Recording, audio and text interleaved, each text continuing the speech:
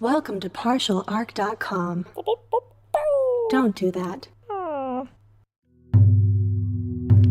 In the grim darkness of the far future, there is only war. And a lot of weird shit. Roll to seize!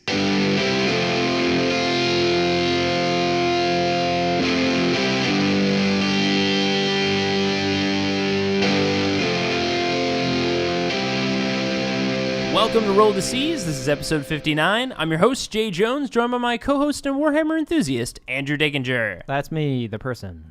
Andrew, it is a end of another month, a end of another time of news. Not that much news this month in terms of things coming out. No, I think it was more just based around the marination of the FAQ. Yeah, just marinate in it. Get deep in there and feel all those changes. It's a slow cook. You gotta let it, absorb all the flavor. Yeah, like how am I going to deal with flyers now? They're changed a little bit. I can run over them? What a novel idea. That something possibly 30,000 feet in the air doesn't stop you from moving underneath it. It's real wild. Real wild times that these flyers don't block as effectively as they did. But now they still do it, certainly, but not as well, right? Sure. So, just don't put your flyer right next to a unit, and it kind of accomplishes the same thing. Yeah, pretty much. But, look, some really fantastic changes that came out of the FAQ. We're going to talk about the FAQ a little bit later on. We have some other news, though, some very important news that we're here to talk about. And also, I guess I'd say, a little sad. A little sad news. Some sad news, yes. We are announcing that this episode 59, will be our penultimate episode of Roll to Seize. That's right. Next month, in June, will be our 60th episode, basically marking 5 years of doing this wonderful show, and it will be our final episode. We will be putting the show on hiatus for a little while. I gotta say that we both have mixed feelings about it, but, there are certain things that led us to this decision, which we can talk about real quick. Yeah, so the show takes time and money, and as Jay pointed out, we've been doing this for 5 years, and we launched a Patreon and hoped that we would receive the support in order to keep the show going, but unfortunately, it was not up to the level of which we can devote the time and energy and cost. We didn't have, some outrageous number or anything like that in our minds. We actually just had, a minimum goal just to meet the minimum expectations to keep the show and pay for the equipment and the editing, the things that we do. But we weren't able to get there, which is totally fine. We understand that money can always be tight, and, help with, ratings and reviews are also things that you can help for free, but we totally understand. It's a bit of a bummer. And it's not just that. Also, our time is changing a little bit. I've been trapped in this library for almost 5 years now, but also I guess you could say in, I don't know, what you might call real life, things have changed as well. Specifically that my family is about to get a little bit larger. It's about to grow 50%.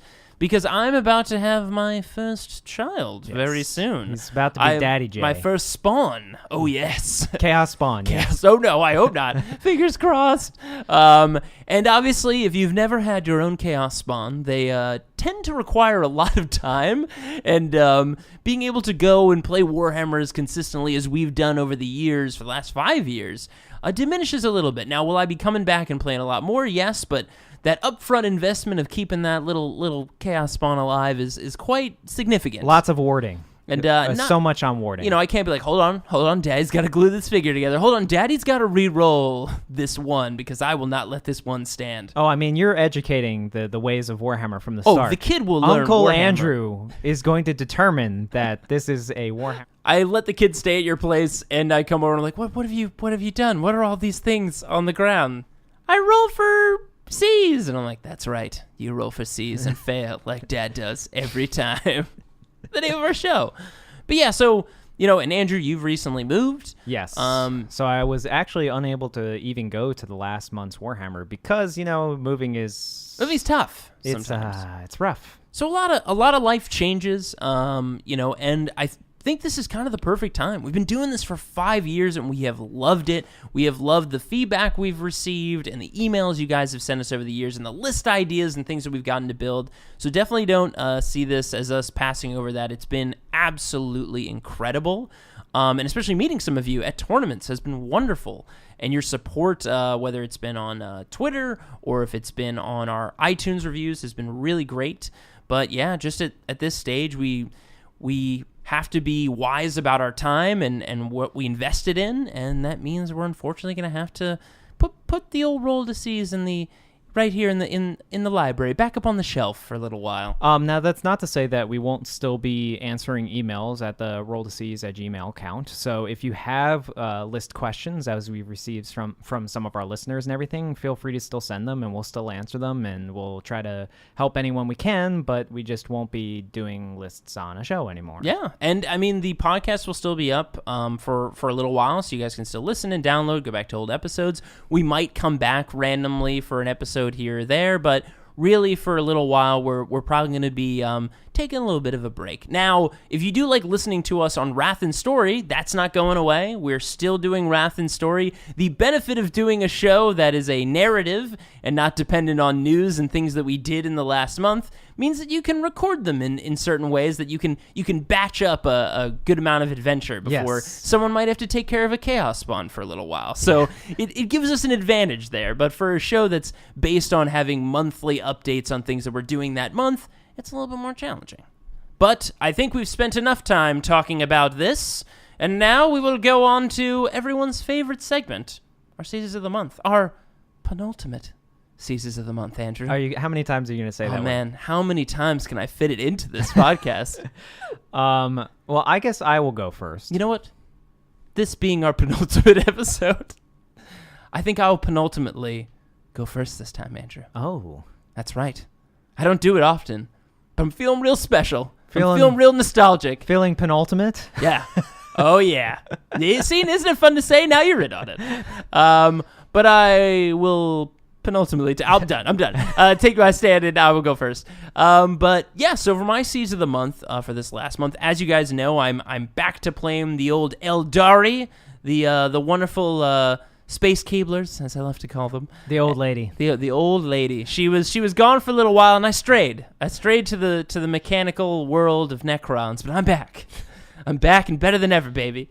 But as you know, I've said before, I like to play my council list, my Seer Council list, which is my 10 Warlock Conclave guys on bikes that are impossible to kill until you can kill them, which is sad. So you might say not impossible to kill them? It's not impossible to kill them. If you get all your powers off, it certainly makes it difficult. Yes, if I get all my powers off, like Guide, Fortune, Protect, Conceal, those 4 powers, powering them up, like make them, almost impossible to kill, but, you can still... Unless you go against Call. You can go against Call, because as we know, as I've said on this podcast many times, do not charge Belisarius Call, the ballast of the balls. He will... wreck you for some reason somehow in close combat. I still don't understand how. I had all my powers up, still murdered me. But basically, in this wonderful game that I got to play, I had my 3-wave serpents, I had my Seer Council, I had a couple Storm Guardians, I had my Wraith Guard, or I guess not Wraith Guard, my Wraith Blades, 6 of them I had been running for a little while, and one of my wave serpents, some basically Dire Avengers, my classic go-to move for troops, and the other 2, and a couple Storm Guardians protecting the home base. And I was going up against basically a Zench demon army, which is really exciting because it wasn't just, it wasn't Zench demons as in Ahriman and a demon prince of Zench and some pink horrors, or what you're seeing like more consistently now, where you're seeing that kind of Chaos Undivided, where you've got like a whole bunch of plague bearers, and you got like a demon with a corn axe jumping around. I believe it's called Skull Reaver. Is the name Skull Reaver. Basically, everybody always says, people often forget the name. Like it's the giant skull axe. It's the corn axe. The corn axe. The corn axe relic that kills knights easily. It's like, oh yeah, okay, I know that axe. But basically, he was playing mostly. There was a couple. I think there actually was a demon prince with the Skull Reaver axe. But mostly it was all Zench. So there was Ahriman, there was some cultists running around, there was a bunch of Zangors, 30 Zangors. Sandgors are mean. Yeah, Zench Demon Prince with the Dark Crystal, which I'll talk about a little bit. He did something really interesting with it. He used it in how you use the Dark Crystal, right? You don't have alternate versions of way to use that relic. You make a unit. But how he chose to use it was really interesting. He also had, what's really interesting, a Lord of Change was his warlord. And I don't see Lords of Change as often. God, it's such a beautiful model. It's a beautiful model. And he had on it the Impossible Robe that gives it the 3++, the 3-up invulnerable, which makes it just annoyingly hard to kill. Which is funny, too, because you get the 1 free reroll with it, but if you fail it, then it's just dead outright. Yeah. Oh, yeah. It vanishes from existence because it's a literal paradox. Oh, no! It just goes away. And he also had Magnus. So he's running the big horn nipple man himself, old Magnus the Red. What a solid guy. I mean, he's got the horn nipples for days. Horn nipples for days. You've never seen so many nipples. That's where his power comes from. Yes, as we've established, canonically, they give him his power. You cut them off, quite literally like that guy from thousands of years ago. We cut his hair and he loses his power for some reason. Oh, it's like when you see somebody run a Magnus model and it doesn't have the horn nipples. Oh, you don't even need to worry. And it doesn't do well. You know why? Yeah, because of course. He was like, well, I want to go in with the challenge. You could send a couple Nurglings in to kill him at that point. I mean, he's not going to do much. But then he puts them on and you're like, ultimate power, I might as well not even go near it. It's very true. It's just very scary at that poke point. your eye out.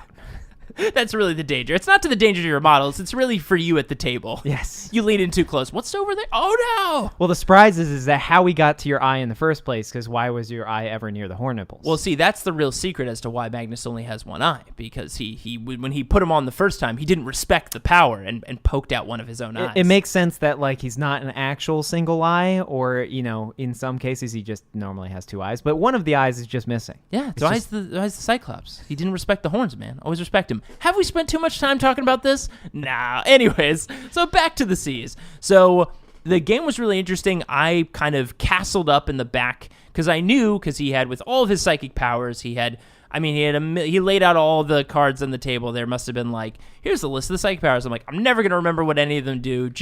I trust you. Just tell me what happens when you roll the dice. And left the door open. Left the door. It's like, ooh, yes. This one does 10d6 mortal wounds. Like, oh, my God.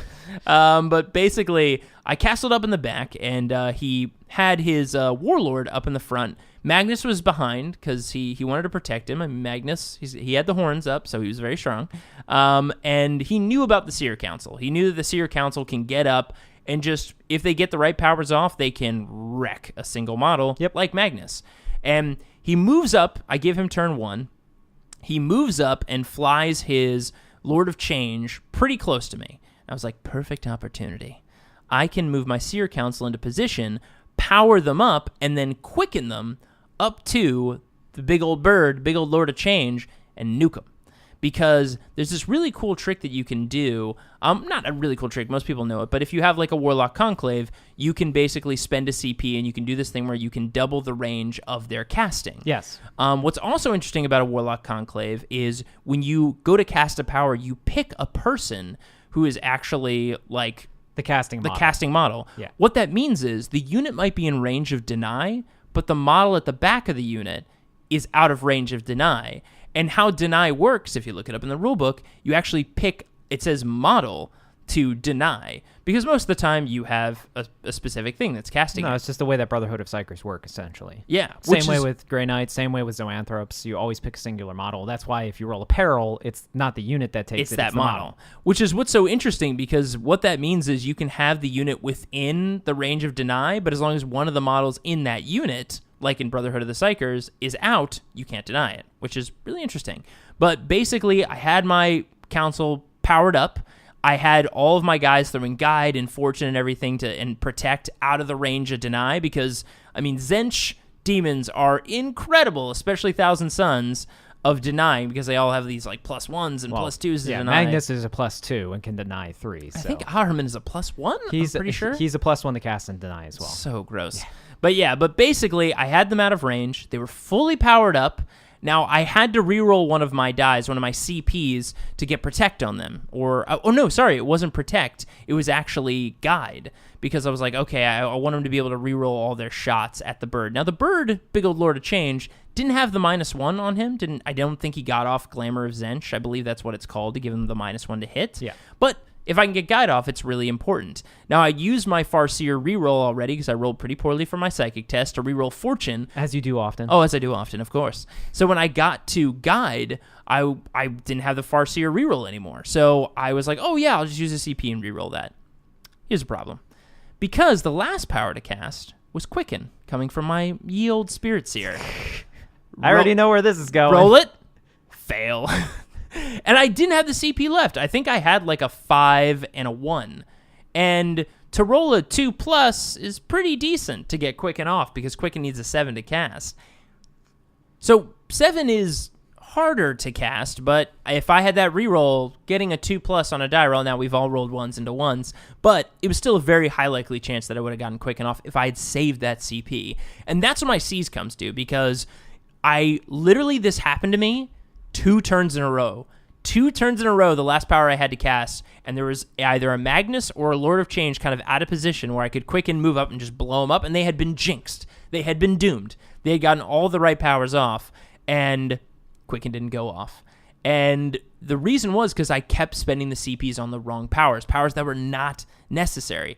So kind of my C's of the month for this episode is budgeting your CPs, especially when you need them for certain critical things, especially if you run an army that has a pretty elaborate psychic phase, because unless you're running Eldar where they have the Farseers have that natural reroll dice as part of their ability, you might need to think about, okay, what's the power that's most key for me to get off this round to do what I need to do? And when I do my order, I have to have that restraint to know that even though I'm not going to get that power off I really wanted, I've got to save the CP to get the other power off. And sure, you might not need it later on, but you'll be way less pissed if you just blow it on something you don't really need. It's like they say with Murphy's Law and Warhammer 40K, what can go wrong will go wrong. And as we know on the show, Murphy is actually a god, and his law is all-knowing and all-powerful. You fell into his trap. I can't fail this again, can I? Jay, I understand the one time. Yes. I can forgive you the one time, because when you're doing like 5 powers, I understand it. But twice? Yeah, but twice, yeah. I didn't learn from the first turn. I did it multiple times in a row. How? Dumb. Very dumb. Real bad moves. I was like, no, I need to reroll that. Oh, no. But yeah, so and because of that, I actually lost the game, because he had 2 turns where he had one of his big nasty monsters with psychic powers and murder in their eyes right on the front lines. And if I just quickened up, I would have killed. The Seer Council puts up so many 40 shuriken catapult shots, 10 singing spear attacks that do D3 damage that wound anything on 2+. Like, they kill knights in one shooting phase. And they can throw the spears and then use them in combat. So it was just a blow. And what happened was he got off enough psychic powers and enough turns of like smiting me at range, taking out wave serpents, and he diminished my forces so low that by the time my Seer Council actually got in there, they weren't enough, and he was able to overpower me. He also got a nice little death hex off on my Seer Council, and when you death hex a unit that really needs that 3+ invulnerable, and then they go to like no invulnerable save, and you're hitting them with things that have a lot of minuses and d6 damage and with a lot of attacks from big monsters, it hurts. It hurts quite a bit. So that's my C's for this month. Remember to budget those CPs. Andrew, what is your C's? Okay, so in the last month, because of my move, I was unable to make our monthly Warhammer Rogue Trader tournaments at our normal place. But I have sort of how would I call it? Sort of a universal C's. Ooh, with universal C's. Universal C's. You've been waiting for 59 episodes to bring out the universal C's. So I feel like with our penultimate episode, it's time. I wasn't done. You said you were done. I never said I was done. Never stop, never stopping. I feel it's time. I've mentioned it previously in episodes, but I think it's time we talk about a severe problem that I have when it comes to this hobby. Wow. Andrew, I've been telling you forever that this podcast has been going out, but really, this has just been really one long therapy session here in the library, just for me waiting for this moment. So a 5-year intervention? I'm going to just cross my legs here, gonna get the old book out, put the glasses right on, take a nice long sip of this coffee. Here we go.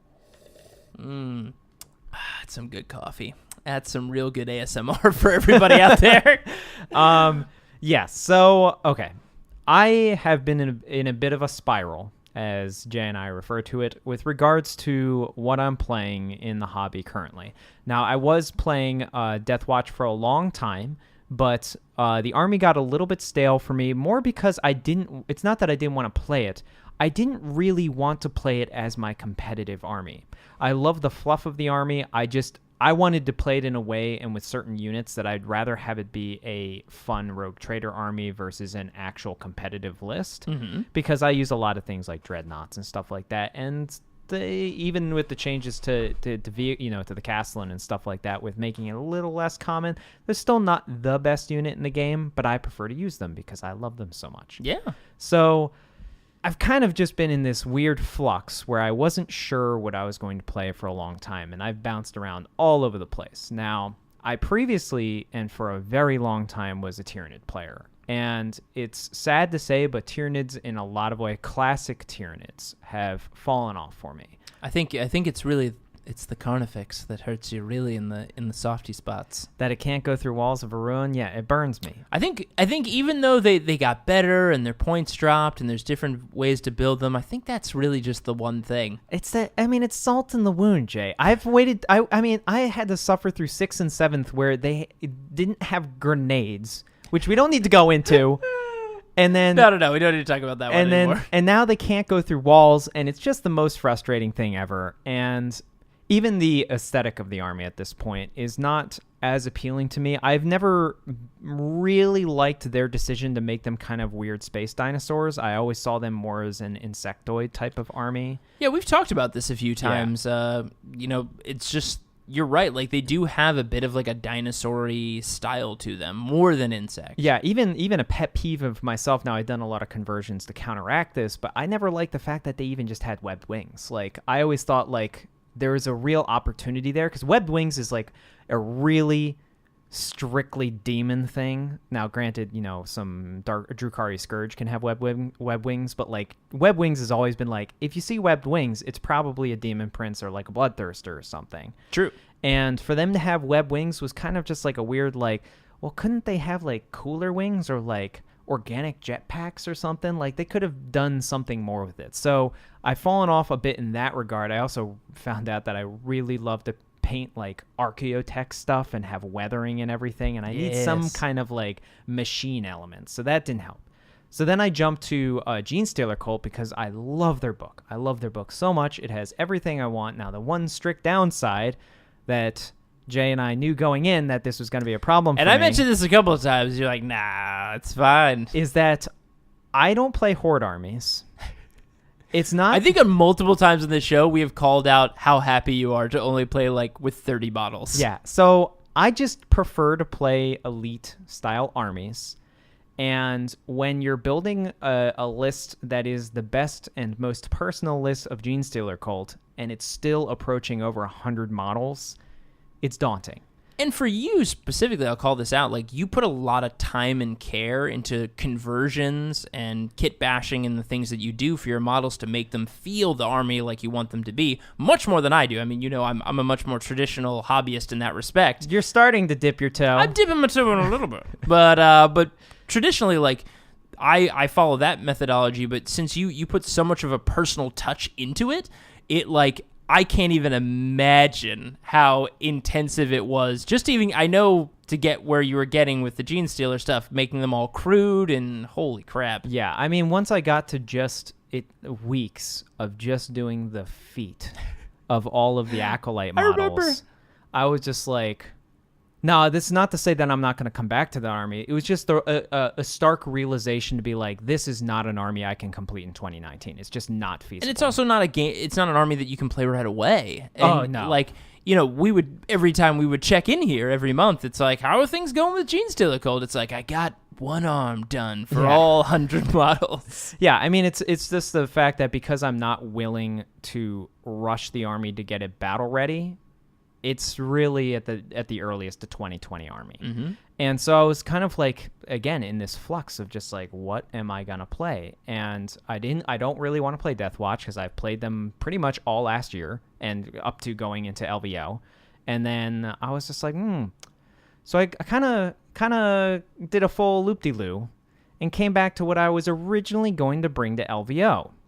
What was that, Andrew? Which is Orcs. The Green Mistress is back. So I love orcs. Jay loves orcs. Everybody loves orcs. Everybody kind of loves orcs. Like, I don't know anybody who's just like, I just hate orcs. I think in all of my 20 years of 40K, I've only met 2 people that don't like orcs. It's just like Eldar, you know? Like, nobody hates Eldar, Yeah, sure. and nobody hates orcs. Exactly the same. I come to the table with my Eldar, and they're like, oh, man, you know what? This is going to be amazing. I don't even care who wins. I just love playing against Eldar so much. So A phrase so that no true. one has ever said. But yeah, I mean, orcs, I mean, just the fluff of the army, the style of the army, it's super fun. I mean, just the fact that the basis of their technology is it shouldn't work, but because they believe it does, is just amazing. Oh, yeah. And they're ironically, one of the greatest innovation races in the galaxy, which is crazy. I mean, they have active warp tunneling technology, which no one else uses. And it's arguable that they're having the most fun. Yeah. Like, everyone else has got so many of these, like, dark moments of, like, what am I doing with my life? Am I the villain? Or am I the hero? Or are there even any more heroes? Or are y'all just villains? And orcs are like, punch it in the face! Yeah. That everybody else is like, oh, you know, who is hero and who is villain is matter of perspective. And orcs are like, it doesn't matter. It doesn't matter. They don't even think long enough to even have that conversation with themselves.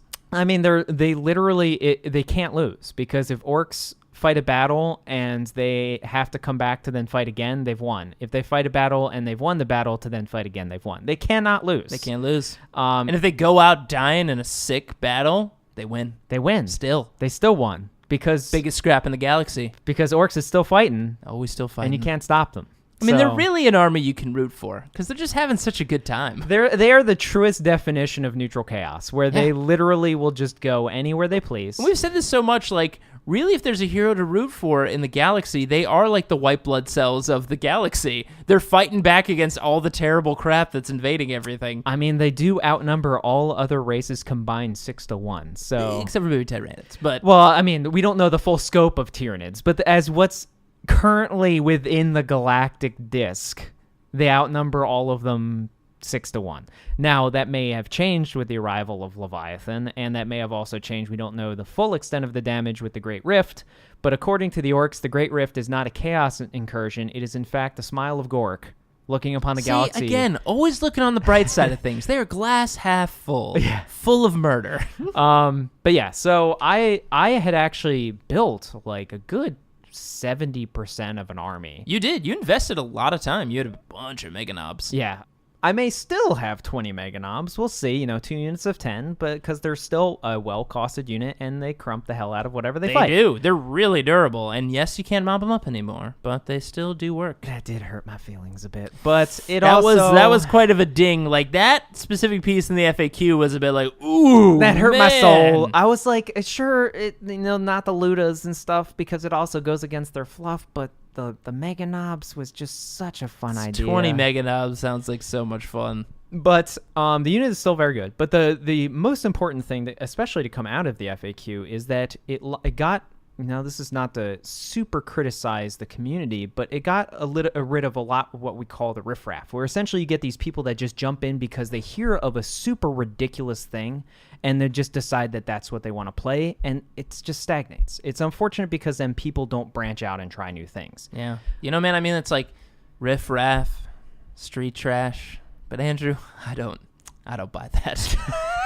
Get at it. You're fired. Oh, wow. It took me 59 episodes to cross the line completely. Look, it's timely. 38,000 years ago, almost to this date, something around that same, style was coming out, I think. Wow. But yeah, so there's a lot of different things, different choices that can be made, and I just love the variety of the army. Now, granted, I still think most of the buggy options, the new buggies, are at 20 to 30 points overcosted. Yeah, and I'm hoping they get an adjustment. They're absolutely going to get an adjustment chapter approved, because all GW has to do is turn around in their warehouse, and they can't see the other models because all the boxes of the buggies are blocking the rest of the models that are sitting back there. Like, shit, nobody bought these They things. still haven't decided to sell the Shocked Up Dragsta as a separate model. That still has not happened. And I'm very confused about that choice. And I'm hoping that with the chapter approved, then they drop those 30 points. It'll be and like the then- same time they'll be like, it gets its own box, also 30 points cheaper. And it's just like, well, I mean, give me 9. I'm cool with that. Yeah, I mean, please send them my way. They are units of 3. So Ooh. Dun, dun, dun. it's a back to the, as I said, warp tunneling orcs. It's a back to the future car. Like, how can you not like that? I mean, like, an army that has Back to the Future cars, what's not to love? you can't lose. No, you can't. But yeah, so coming back to the orcs, I've just found that I had an army that I was ready to commit with, and I didn't do it because I couldn't get it done in time because I made the decision too late, and I had to fall back to something, and it really should have been the thing that I committed to begin with. Now most people are crying from the audience right now, but orcs is also a horde army. Well, not the way I play them. Yeah, I was going to say, there's somebody out there like, wait a second. Yeah.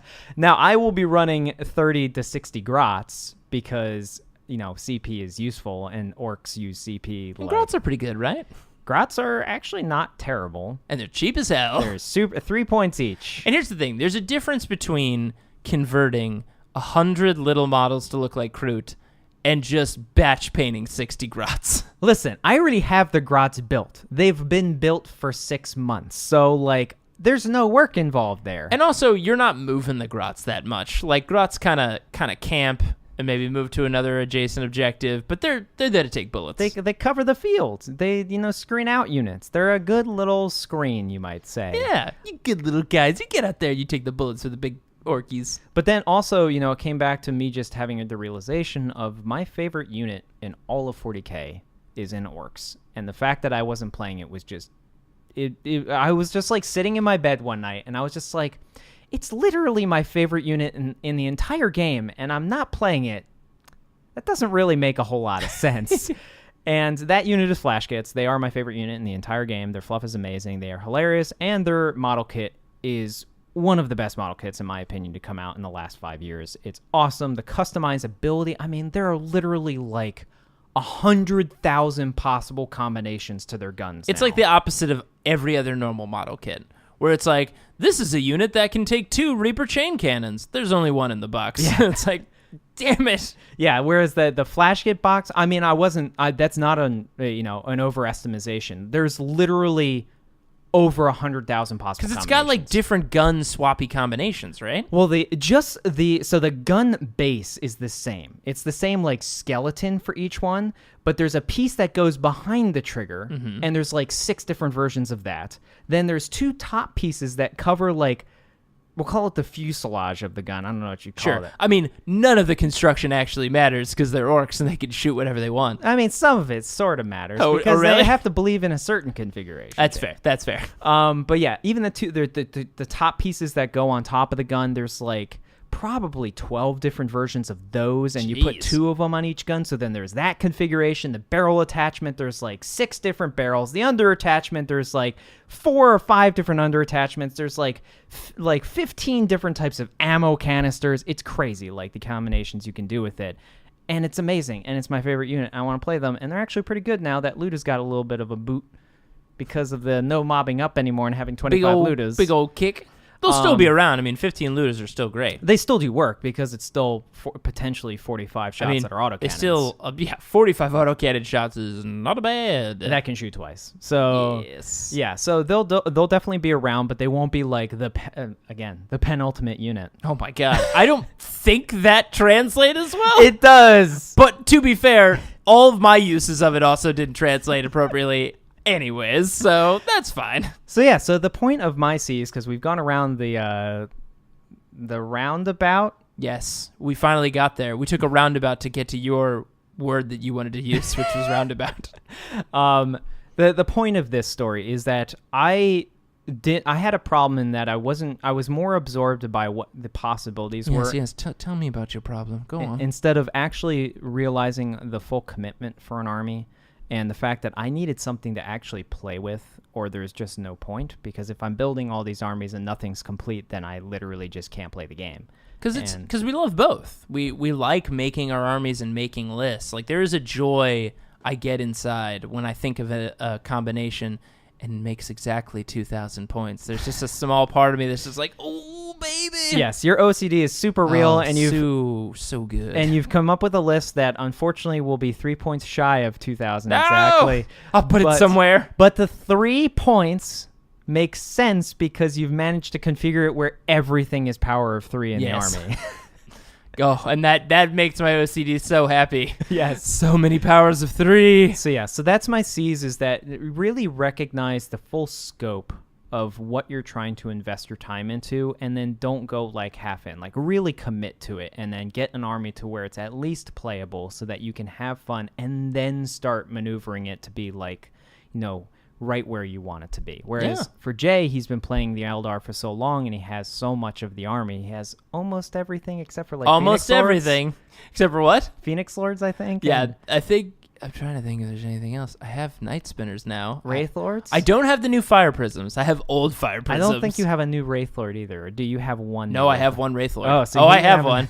Yeah, the thing that nobody ever sees. So you have a few things. But yes, I don't have Baharoth, everyone's favorite Phoenix Lord. Look, I don't even need to tell you about him because you already know who he is, right? Prince Uriel, the only character that I can think of that has an ability on a special character that forces him to re-roll successful saves of 6.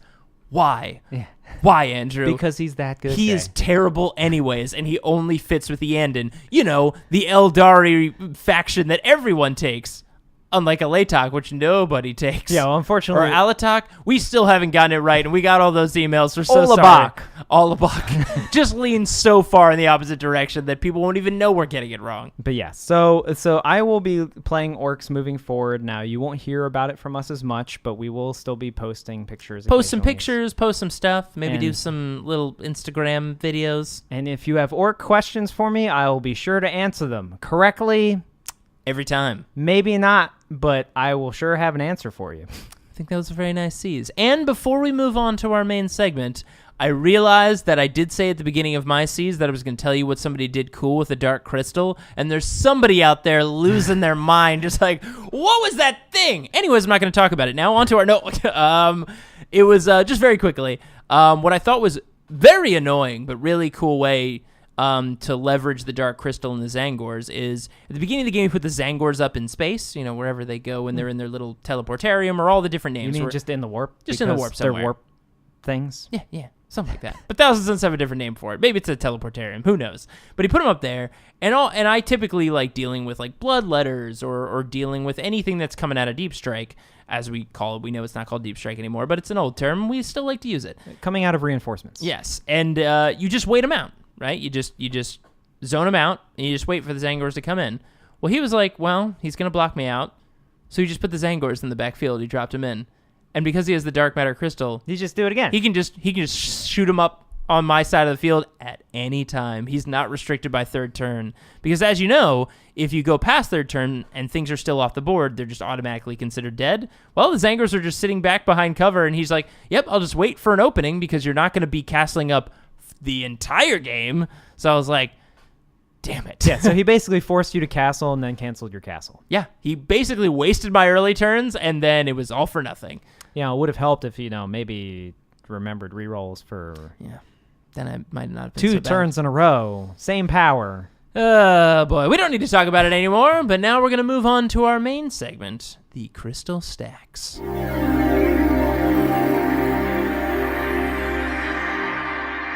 Here we are in the Crystal Stacks, our new home for a little while longer. Yes. It was a new home, and it will be short-lived in the Crystal Stacks. But that's not what we're here to talk about.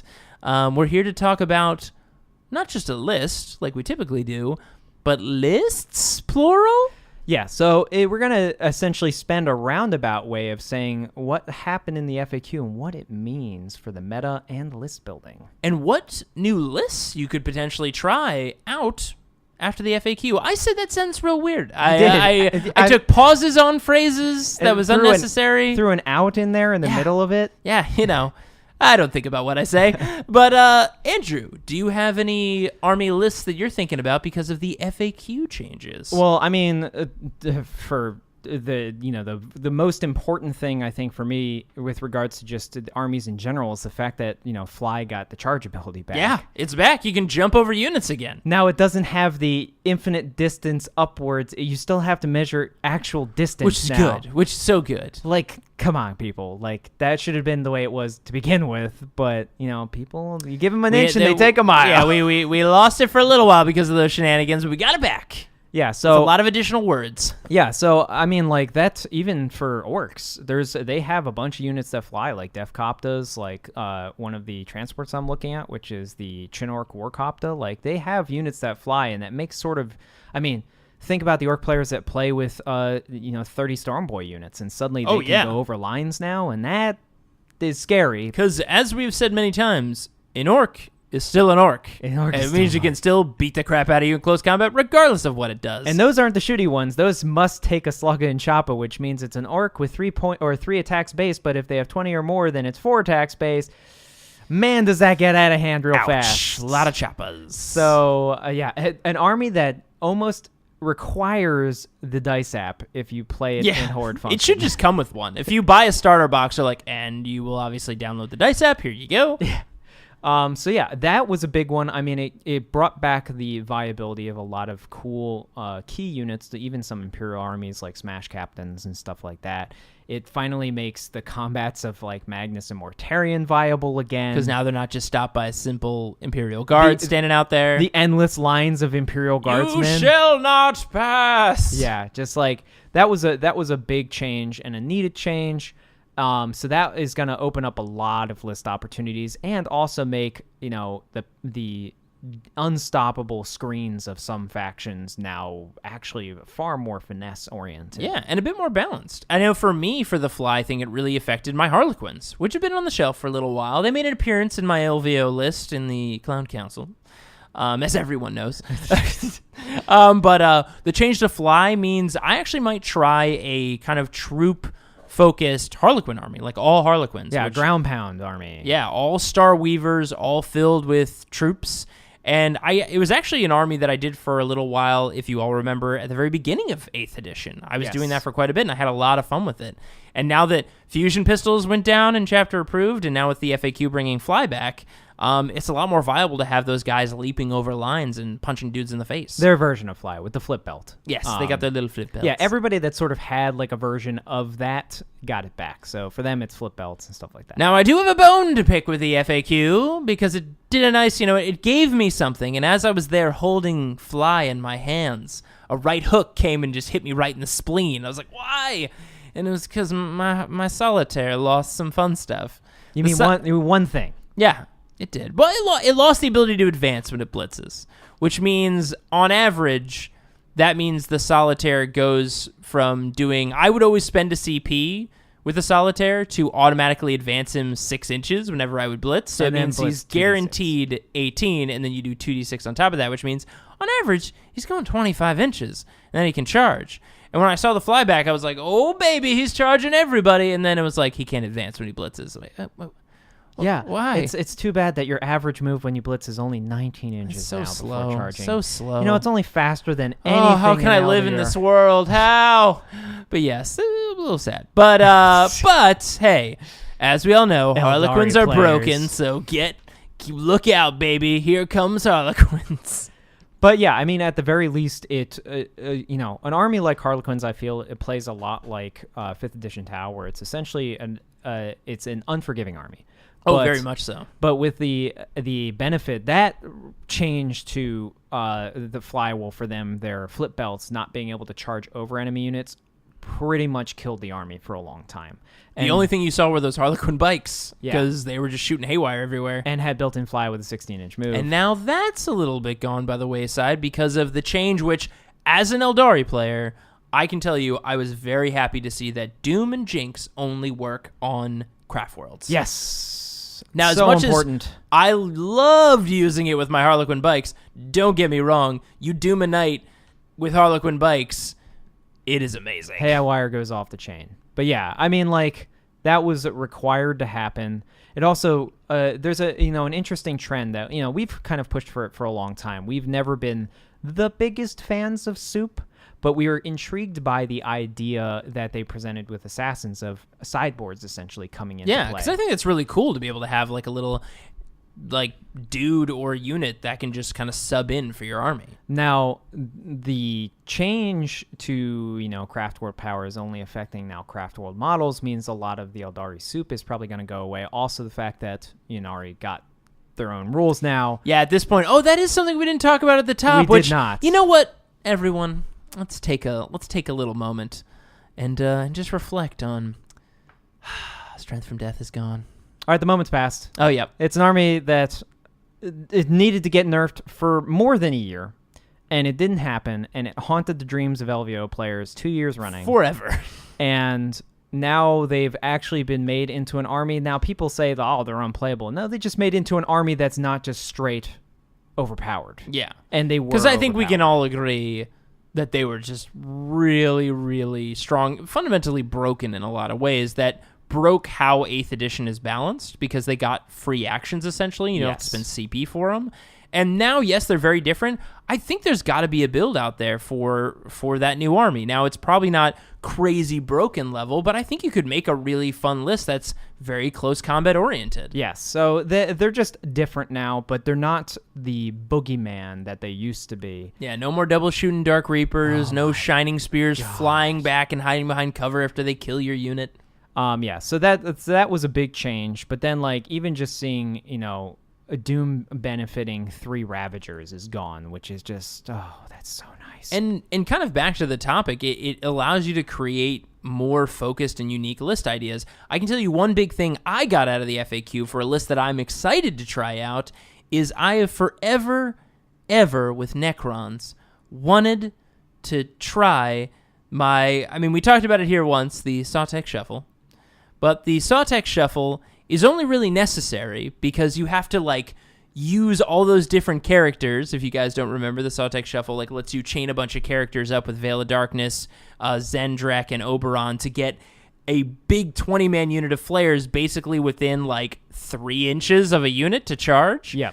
And that was necessary in investing in all those characters because My Will Be Done, their special ability, didn't work according to, again, it was weird how this rule was out there. We all remember the spreadsheet or the flowchart or whatever it was that GW released on Facebook. It wasn't even an official FAQ, but they were when you go off the board or come back, your psychic powers don't continue or whatever it is.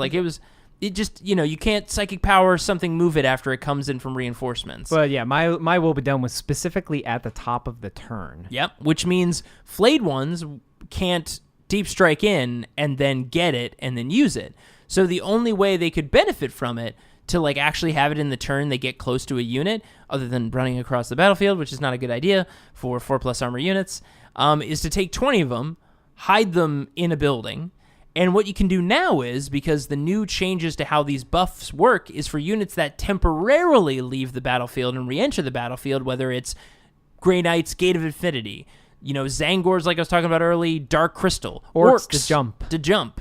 But now with the Veil of Darkness, like the Dark Crystal, allows at the end of the turn for them to leave the battlefield, come back in somewhere else 9 inches away, and now My Will Be Done actually works on them when they come in, so now they can actually get a +1 to charge. Now they have an 8-inch charge, and I'm really excited to try out a list that actually has 20 flayed ones. Now, are 20 flayed ones very expensive? Yes. Should they be 17 points a model? Potentially not. Reel it back, Jay. Reel it back. I'm off topic.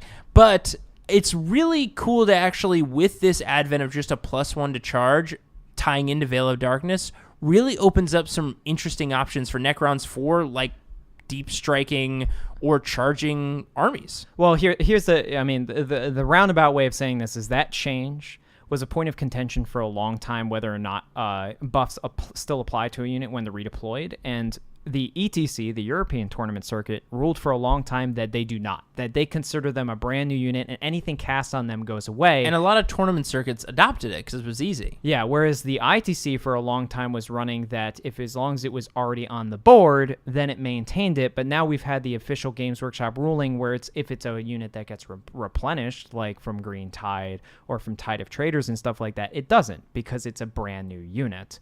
It's considered a brand new unit.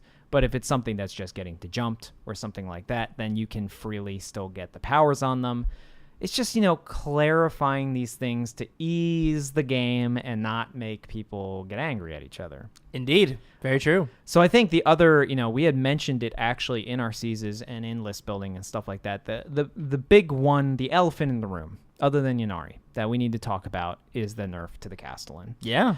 And Isn't that how there's going to be more of them now? Right? No. Didn't they go down? They went down 100 points, right? No, they went up. They can have a 2+ rotate iron shield? No. It went the opposite you direction. Went the wrong way. Oh, yeah, that's probably good. So basically, the FAQ, if you remember our predictions or want list, we almost got everything we wanted, which was the Castellan one went actually beyond what we wanted. So it not only went up in 100 points for its cost, but it also, all knights got a maximum 4+ ion shield. That is just one of the best changes. It's a game changer because a knight should never have had. I've used a gallant with a 3+ multiple times in my Death Watch with a 3+ invulnerable save, and it's silly, especially when it comes back to life. It's just the most frustrating thing ever. It took forever to kill this damn thing, and it's still alive. Yeah, I mean, I had a game against a friend of ours that literally he was not running zombie knights, but I was running a single gallant zombie knight with the super punch, with the super fist, and he was running 4 knights, and my single gallant killed his entire army, and it's just like that shouldn't happen. Nope. And so, but it also did something cool with their abilities and rotate ion shield, which is now it opens up the possibility to have 2 knights with a 4+ invulnerable save, where previously it was just all the investment into one thing. Mm-hmm. But now you can give something ion bulwark and just never have to think about and forget about it. You just give it that, unless it gets jinxed or something, and then you can apply it to it. But then if it's not against an army with jinx, that's just now craft worlds only. Yep. You can just have that and just forget about it, and then worry about rotating ion shields on one of your other knights. So a lot of people have argued that the Castellan is dead. I just don't think it's the shoe-in must-take model. I think it's still look, all it lost was its defensive pieces, and it went up more points. That means you have to tweak your list a little bit. But what is it? It's the Hawkshroud one, right? Yeah. That Castellan still puts out a tremendous amount of firepower. You're talking about House Raven. Sorry. Oh, House Raven. Yes. Yeah, not Hawkshroud. House Raven still puts out a tremendous amount of firepower.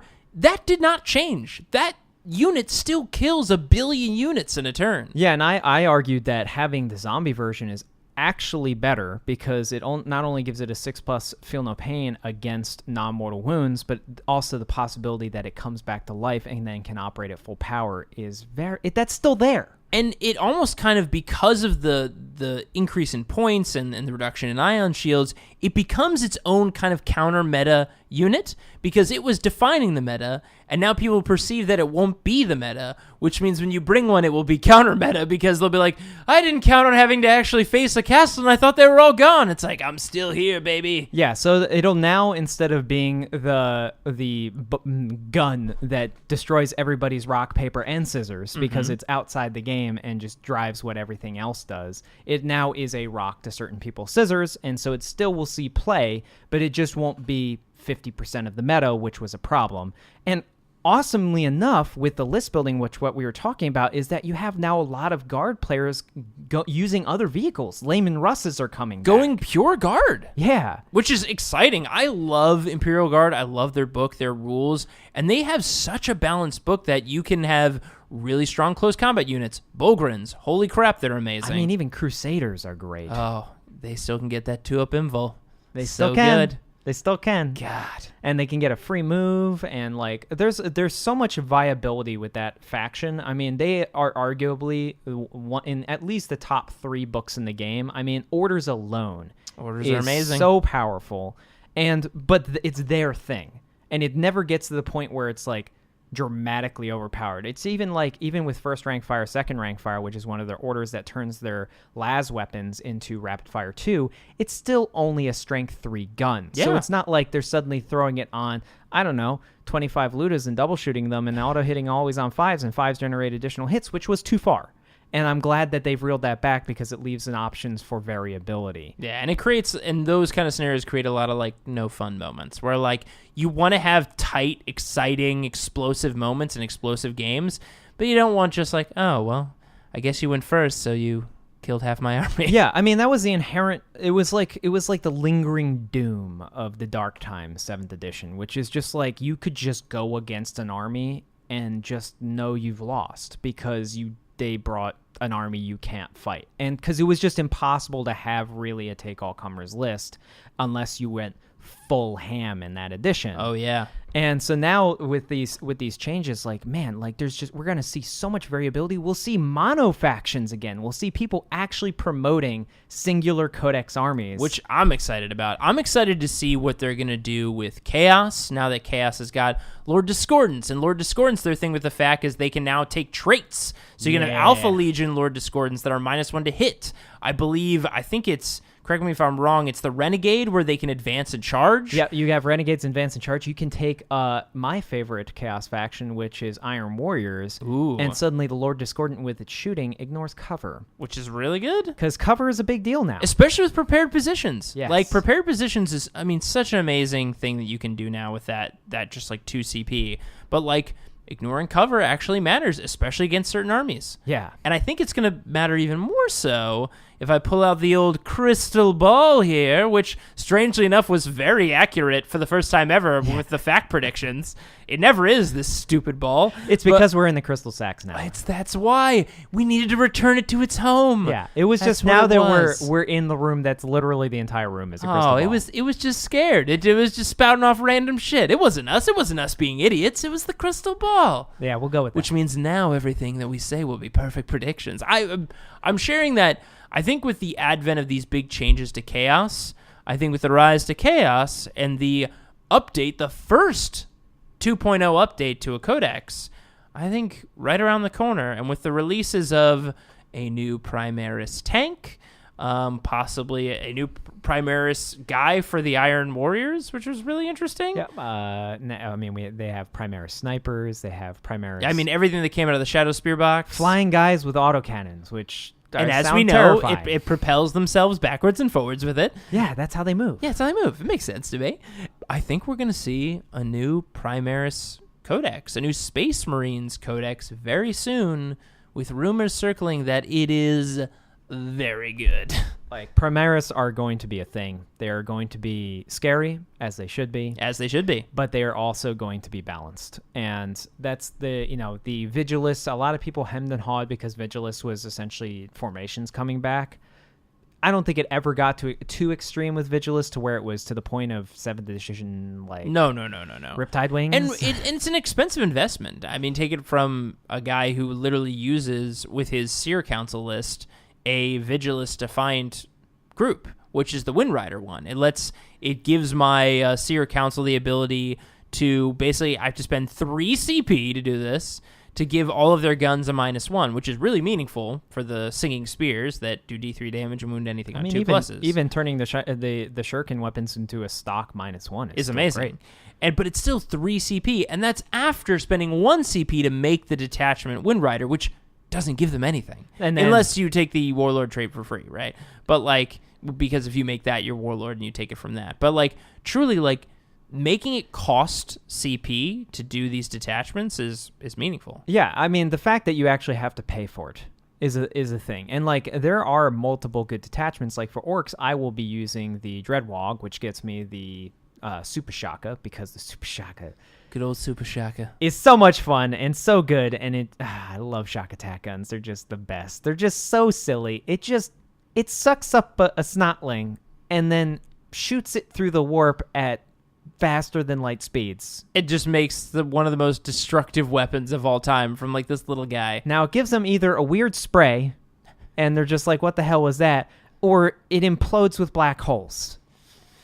Yeah, I mean, that is real swingy. Which is so orky and so great. Different. But yeah, so, like, I mean, with regards to the balance changes, they're making so many, Games Workshop is making so many great decisions, and they're listening to the community, and they're really testing the hell out of things to make sure, because they can only update within a certain time frame because the game progresses so quickly, that it balances it in a way that we're going to start seeing variety where like you will go to tables, and this is the beauty of 8th edition, is it already has started happening with 8th edition, and it started from the outset of having these units, everything can die, so you can take lots of different things. But now, because they're balancing the game so well, you're going to be able to go to tables and not know what you're fighting. And not know what those things are, which is so amazing. And I know we were a little all over the place and kind of talking about like our own specific lists. We highlighted a few, but I think it's just the excitement around that the meta is again changing, which makes it one of the most exciting times to be playing games right now. I mean, the game is fluid. It's not a static mess that never changes. The game is fluid, and it's constantly getting better, and it's great. It's amazing. All right, everybody. So that was episode 59 of Roll to Seize, our penultimate episode. Tune in next month for our finale, our final episode of Roll to Seize, marking and capping off 5 years of doing this show. Again, can't say it enough how much we appreciate the listeners who've been with us for the whole ride, new listeners who just kind of jumped on board and be like, what, you guys are ending the show now? Yeah. And also, we mentioned this at the top, but I really want to call out and say big thank you to the people that actually went on and did help support us on the Patreon. We really appreciate what you did and trying to help us along. It really means the world to us. I'm sorry we weren't able to continue it and add more stuff we wanted to it, but it really means a lot to us. So thank you so much for everybody out there who did try to help support us in that way. But otherwise, guys, that's the end of this episode. Join us next month for the finale. See you then. Goodbye.